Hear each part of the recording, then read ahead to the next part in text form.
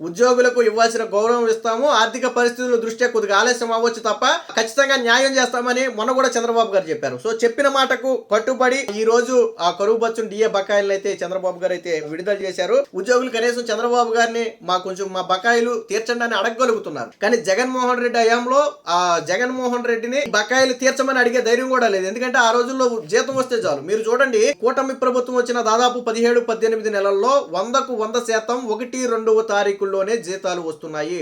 జగన్మోహన్ రెడ్డి హయాంలో హైయెస్ట్ గా 14-15వ తారీఖు వరకు కూడా జీతాలు వచ్చినటువంటి సందర్భం. నాకు తెలిసి ఆ ప్రభుత్వ ఉద్యోగులకు మొదటి వారం దాటి లేట్ అవ్వదు సాధారణంగా. కానీ ఒక జగన్మోహన్ రెడ్డి ప్రభుత్వంలోనే టీచర్ల విషయంలో 14-15వ తారీఖు వరకు కూడా జీతాలు వేసినటువంటి సందర్భం. చంద్రబాబు గారు ఇటీవల కాలంలో కూడా ఆయన ముఖ్యమంత్రి అయిన తర్వాత కూడా 2-3 సందర్భాల్లో పండుగలు ఉండటం వల్ల ఆ జీతాలు ఒక రోజు ముందే వేసేసారు. పెన్షన్లు కూడా చూడండి, 1వ తారీఖు సెలవు వస్తే 31 ఇచ్చేస్తున్నారు, లేదా 30 ఇచ్చేస్తున్నారు.